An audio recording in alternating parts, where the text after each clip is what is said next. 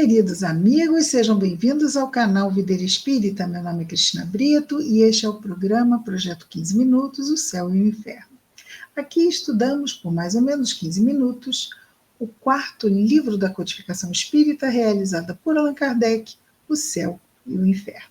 Estamos na primeira parte do livro que trata da doutrina, no capítulo 8, que fala dos anjos, e estamos aqui vendo os anjos. É a primeira parte do capítulo, não é? Capítulo 8, os anjos segundo a Igreja Católica, não é?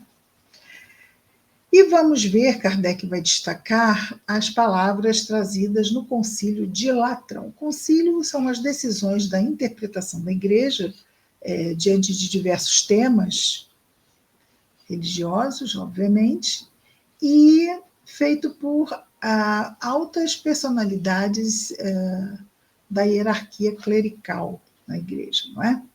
Então, eles lá tomam essas decisões. E lá no Concílio de Latrão, eles decidiram várias coisas, como também decidiram lá com relação ao inferno. Mas isso nós já vimos. Estamos vendo agora sobre os anjos.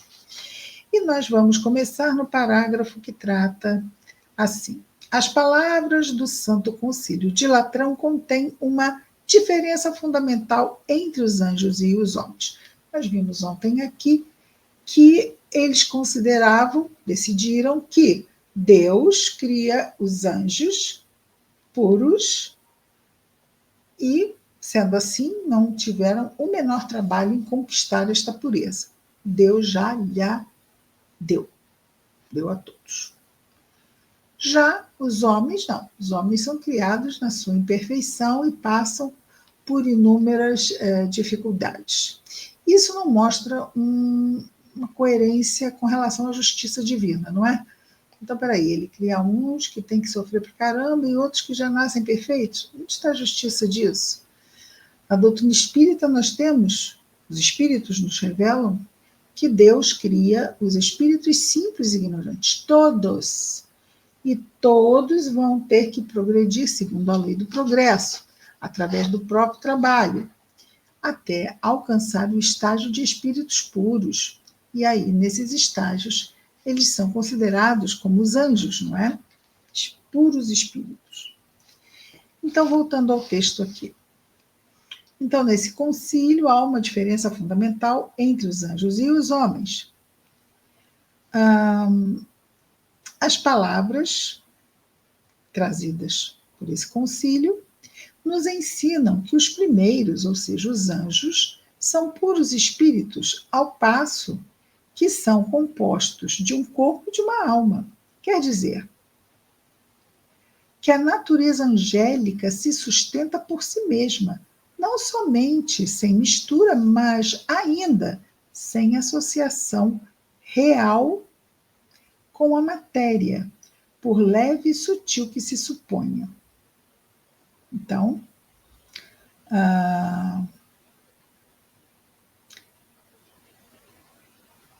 os anjos são puros espíritos. Muito bem. Então, como puros espíritos, eles não têm que carregar um corpo. E aqui eu tinha visto errado, não é? Estes, no caso, os homens, são compostos por um corpo e uma alma. Já os espíritos puros não, apenas pela alma e não pelo corpo. Muito bem. E então ele vai dizer depois que não há nos anjos nenhuma associação possível com a matéria, ou seja, não tem corpo. Nem mesmo leve ou sutil que se suponha. Já a nossa alma, que é igualmente espiritual nos homens, os seres humanos, está associada ao corpo, de modo a não formar com ele senão uma única e mesma pessoa. E tal é, essencialmente, o seu destino. Então, é interessante, não é? Então, os espíritos puros, os anjos, só têm alma, não tem corpo. Já os seres humanos têm corpo e espírito. Agora, nós sabemos, né, claro, os espíritos puros não têm que encarnar, então eles têm só o seu corpo espiritual. Até lá, né, até espíritos bons necessitam encarnar. Nós temos corpo, material apenas quando estamos encarnados. Não vamos esquecer que a Igreja Católica não admite a reencarnação. E é interessante também, não é, imaginar que o ser humano tem o corpo, lembrando aqui que lá no inferno, nós já vimos sobre isso, não é, também dentro das mesmas decisões dos concílios, que Deus deu aos espíritos que estão no inferno os seus corpos de volta para eles sofrerem mais, mesmo desfeitos. Aí a gente imagina mesmo de onde vem a ideia dos Walking Dead, não é? Nós vemos nos filmes. Tem uma razão doutrinária aí, não é? Eles foram pegar numa fonte que assim descreve mesmo como são, não é? Os espíritos que estão no tormento. Estão mortos, mas não estão, e tormentos sem fim. Continua então aqui, dizendo-nos assim: enquanto dure essa união, corpo e alma, tão íntima da alma com o corpo, essas duas substâncias têm uma vida comum e exercem uma sobre a outra, a alma e o corpo, uma influência recíproca. A alma não pode se libertar inteiramente da condição imperfeita que disso resulta para ela, não é? Porque está ali presa uma matéria pesada. Suas ideias, as ideias da alma, lhe chegam pelos sentidos físicos, pela comparação de objetos exteriores e sempre sob imagens mais ou menos aparentes. Daí vem que a alma não possa se contemplar a si mesma, que existe o corpo, não é? E que não possa se representar Deus e os anjos sem lhes supor alguma forma visível e palpável. Por quê? Porque nós nos veríamos assim, e como é que vamos imaginar o outro? Tiramos por nós, não é? Imaginamos o outro a partir de nós mesmos. Por isso, os anjos, a fim de se fazerem ver pelos santos e pelos profetas, deveriam recorrer a figuras corporais. Então, os anjos eram vistos por figuras especiais. É o que ele fala, santos e profetas. Mas essas figuras especiais não eram senão corpos aéreos, ou seja, corpos que poderiam voar, daí terem sido postas asas, não é? Nos anjos, que faziam mover sem se identificarem com eles, ou atributos simbólicos em relação com a missão da qual estavam encarregados. Então, se fosse para iluminar o caminho, e o anjo vinha com uma lanterna, se fosse, ou seja, acessórios que ajudariam a dar a perceber a missão deles, a missão da qual estavam encarregados. E continua: seu ser e seus movimentos não estão localizados e circunscritos em um ponto fixo, ilimitado do espaço, não estando ligados a nenhum corpo, não podendo ser detidos e limitados como somos por outros corpos. Eles não ocupam nenhum lugar e não preenchem nenhum vazio, mas do mesmo modo que a nossa alma está inteiramente em nosso corpo e em cada uma de suas partes, assim também eles estão inteiramente e quase simultaneamente sobre todos os pontos e sobre todas as partes do mundo. Tem um quê de sentido, não é? Já que eles se movem com a velocidade do pensamento. Não vamos esquecer, são espíritos puros.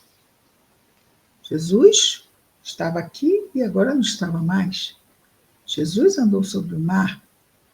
Então, ele tinha um domínio, né? O pensamento e a vontade manipulam os fluidos. Pensamento e vontade, um espírito puro, o que pode em termos de ação sobre a matéria, né?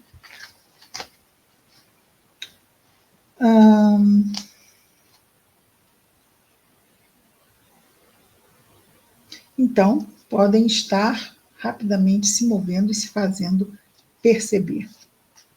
Lembrando que Paulo esteve preso em Roma e foi libertado por um anjo que o levou para fora da cidade. Abriu a prisão, o tirou de lá e o deixou do lado de fora da prisão, né? Na rua. Muito bem. Sobre todos os pontos, sobre todas as partes do mundo, mais rápidos do que o pensamento, podem estar por toda parte num piscar de olhos e aí operarem por si mesmos, sem outros obstáculos aos seus desígnios, e não ser a vontade de Deus. Desculpa, aqui não é a, vou repetir. Podem estar por toda parte num piscar de olhos e aí operarem por si mesmos, sem outros obstáculos aos seus desígnios, ou seja, a sua vontade, a não ser, obviamente, a vontade de Deus. É a vontade que está acima da nossa. E a resistência da liberdade humana. Bom, nós não podemos aviltar o livre-arbítrio de outra pessoa, não é? Se o outro decidir, aliás, é um anjo, não vai subverter a vontade de Deus, que deu ao ser humano o livre arbítrio. Né? Vamos lembrar que nós falamos aqui de Jesus, não é? Jesus é um espírito puro, portanto, dentro dessa leitura, né, estando como um espírito puro, alcançou esse estágio dos mundos, de viver num mundo chamado mundos angélicos ou divinos. Então, e a Igreja Católica não vê Deus como um espírito puro, a Igreja Católica não vê Jesus como um espírito puro, e sim como o próprio Deus, não é? É a Santíssima Trindade que é Pai, Filho, Espírito Santo, tudo isso é um mistério. Como é que pode isso? Ninguém explica, porque é um dogma. Aceita que é isso, não tente entender, porque é isto que caracteriza o dogma, os dogmas, né, da Igreja. É a fé cega, temos que aceitar porque foi decidido que é assim, não precisamos entender.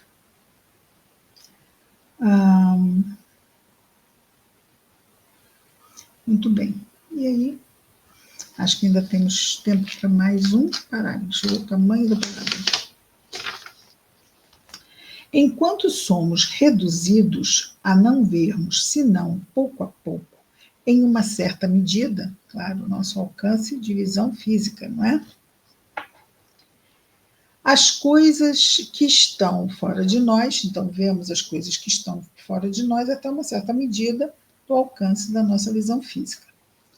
E que as verdades da ordem sobrenatural nos aparecem como um enigma e num espelho, segundo a expressão do apóstolo Paulo. Eles, os anjos, veem sem esforço o que lhes interessa saber e estão em relação... Então, para nós vermos a mais, alguma coisa assim além, né? Deveríamos ter algum tipo de dom no sentido mediúnico, anímico, que nos permita essa visão. Mas são raras as pessoas que conseguem, e mesmo a visão está lá no livro dos médiuns, que é a mais... menos uniforme faculdade mediúnica, cada pessoa vai ter a visão dependendo mesmo do seu nível de desenvolvimento da capacidade de perceber o invisível, vamos chamar assim, não é? Então, aparecem como em enigma ou num espelho, quer dizer, para termos uma ideia mais ou menos do que seria essa visão que os encarnados podem ter, né? Que os seres humanos podem ter do invisível. Segundo a expressão do apóstolo Paulo. Então, ele que falava que seria mais ou menos dessa forma. Eles, os espíritos puros, no caso, desculpem, os anjos, veem sem esforço o que lhes interessa saber, onde quer que esteja, a distância, não é? o que lhes interessa saber e estão em relação imediata com o objeto de seu pensamento. Percebem lá exatamente o que lhes interessa saber sobre aonde focam, vamos chamar assim, dizer dessa forma. Seus conhecimentos não são o resultado da indução e do raciocínio, mas dessa intuição clara e profunda, que abrange todo o conjunto, o gênero e as espécies que dele derivam, os princípios e as consequências que dele decorrem. Então, não há para eles mistérios ou desconhecimentos. Eles conseguem ver, saber tudo o que focarem para ver e saber. Muito bem, lembrando como Jesus nos conhece a cada um de nós tão claramente, tão profundamente. Essa é a capacidade de um espírito puro, na visão da igreja, um anjo. Ok, vamos ficar por aqui, amanhã continuamos com mais um projeto 15 minutos, o céu e o inferno, ficamos aqui. Amanhã começamos nesse outro parágrafo que começa com a distância do tempo, a diferença dos lugares, ok? Porque ainda estamos aqui no item 2. Ele ainda não acabou. Mas com certeza acabará amanhã. Até amanhã. Muita paz a todos.